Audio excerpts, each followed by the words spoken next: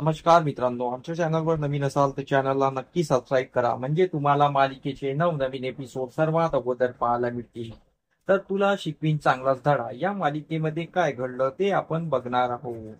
तिकडे चारू वाजता अक्षराला फोन आलेला असतो. चारू आज भुवनेश्वरी बद्दल बोलत असतो आणि बोलतो की अक्षरा, भुवनेश्वरीशी तुझं जे बोलणं झालं आहे, तुझ्या ज्या मागण्या आहेत त्या भुवनेश्वरीने पूर्ण केल्या का?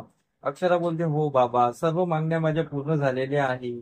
आणि मी त्यात एक गोष्ट टाकलेली आहे, प्ले स्कूल ओपन करायचं. तर चारुहास खुश होतो. चारुहास बोलतो, ही आयडिया कोणाची आहे? तर मग अक्षरा बोलते की बाबा, मी तुम्हाला नंतर सांगेलच ही आयडिया कोणाची आहे, काय कसं घडलं. पण ही प्ले स्कूल ओपन झाली पाहिजे, ही खूप मोठी इच्छा आहे माझी. तर चारुहास खुश होतात. चारुहास बोलतात, तू कर आणि तुझ्या ज्या काही मागण्या आहेत त्या पूर्ण कर. आताच पूर्ण होऊ शकते, नंतर पूर्ण होण्याची गॅरंटी नाही आहे. म्हणून तू त्या मागण्या पूर्ण करून घे. आणि मला आता भुवनेश्वरीशी बोलायला पाहिजे. आपण भुवनेश्वरीने लग्नाची तयारी सुरू केलेली आहे. तर आपण आता भुवनेश्वरीला लग्नाबद्दल सर्व सांगायला पाहिजे. तर अक्षरा बोलते, हो बाबा, तुम्ही सांगून टाका. तर इकडे चारुवास फोन ठेवतात. इकडे आजी रूम मध्ये बसलेल्या असतात. तर ही दुर्गेश्वरी आजीला येऊन भडकवण्याचा प्रयत्न करत असते की हे लग्न होणं शक्य नाही आहे आणि ताई खूप अति करत आहे. ताई अक्षरा जी बोलते आहे ती करत आहे, जसं म्हणते तसं करते आहे, तिला काही सुचत नाही आहे, तिला तू समजव.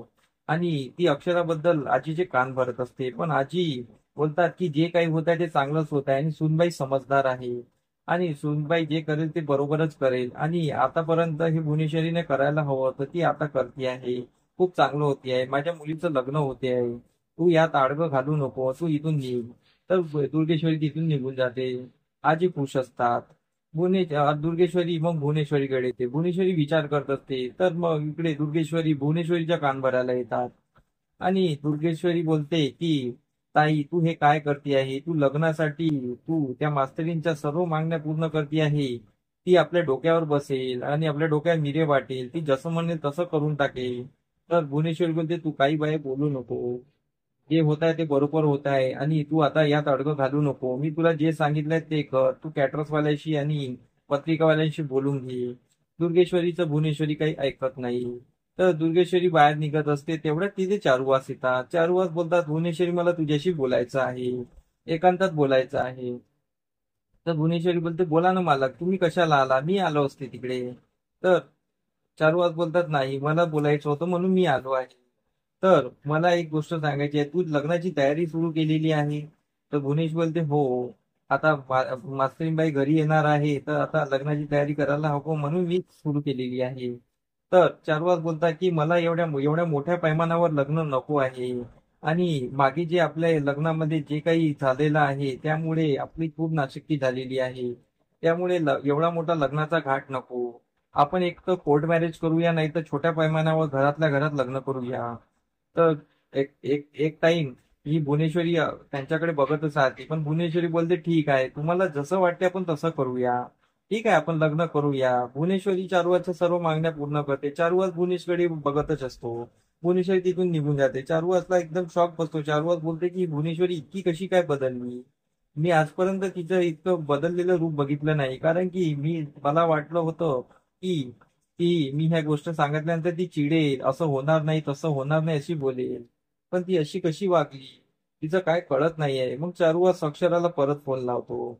इकडे अक्षरा घरी आईबाबासोबत बसलेली असते. तिचे आईबाबा तिच्याशी डिस्कस करत असतात आणि तिचे आईबाबा तिला बोलत असतात की भुवनेश्वरी मॅडम तुझ्या मागण्या पूर्ण करतील का?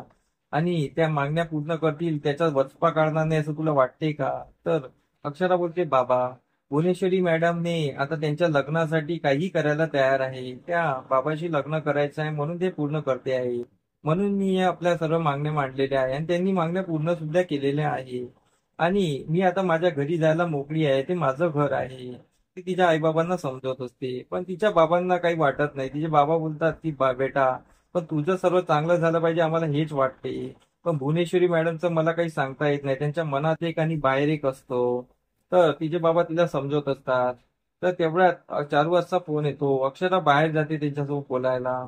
आणि अक्षरा बोलते की बाबा बोला काय झालं. मग चारुवास बोलते की भुवनेश्वरीचं असं रूप मी कधी बघितलं नाही. मी आपण झालेल्या प्लॅन नुसार मी भुवनेश्वरीला म्हटलं की छोट्या पैमानावर लग्न करू, पण ती ते करायला तयार झाली आहे. आणि हे असं कसं मला कळलंच नाही. पण हे खूप चुकीचं आहे.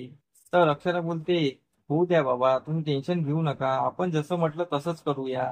आणि मग चारुहास बोलतात की बाळा, तू एक गोष्ट काम कर, आपल्याला हे लग्न पुढे ढकलायचं आहे, तर तू सध्या अशी येऊ नको, तुझ्या मागण्या पूर्ण होईपर्यंत येऊ नको. आणि तू लगेच तो त्या प्ले स्कूलचं जे काही घाट आहे तो एका दिवसात पूर्ण करून घे, कारण की नंतर होणं शक्य नाही आहे.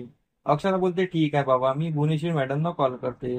अक्षरा फोन ठेवते, घरात येते, मग तिच्या आईबाबाशी परत बोलते. आणि बोलते मग नंतर अक्षरा परत भुवनेश्वरीला कॉल लावायला बाहेर जाते. भुवनेश्वरी देवीसमोर उभी असते, तेवढ्यात अक्षराचा तिला कॉल येत असतो. आणि अक्षरा तिला बोलते की भुवनेश्वरी मॅडम, मला तुमच्याशी बोलायचं आहे.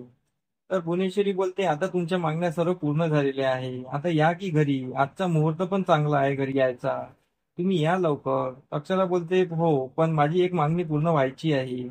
तर भुवनेश्वरी बोलते की अजून कोणती मागणी, मी तर तुमच्या सर्व मागण्या पूर्ण केल्या. अक्षरा बोलते, प्ले स्कूलची, तुम्ही शाळेत प्ले स्कूलला परवानगी दिलेली आहे, तर प्ले स्कूल कधी ओपन कराल.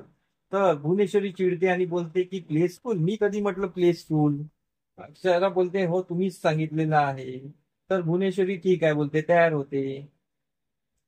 तर बोलते, ठीक आहे, तुमच्या मनानुसार मी सर्व करायला तयार आहे, पण तुम्ही लवकरात लवकर घरी या. भुवनेश्वरी अक्षराच्या सर्व मागण्या पूर्ण करत असते, पण इकडे पण धाकधूक लागलेली असते. भुवनेश्वरी जर सर्व मागण्या पूर्ण करत आहे की तिचा विचार बदलले आहे की ती नंतर वचपा काढणार आहे, हे आपल्याला समोरील भागात कळणारच आहे. तर आमचा एपिसोड कसा वाटला आम्हाला कमेंट करून नक्की सांगा.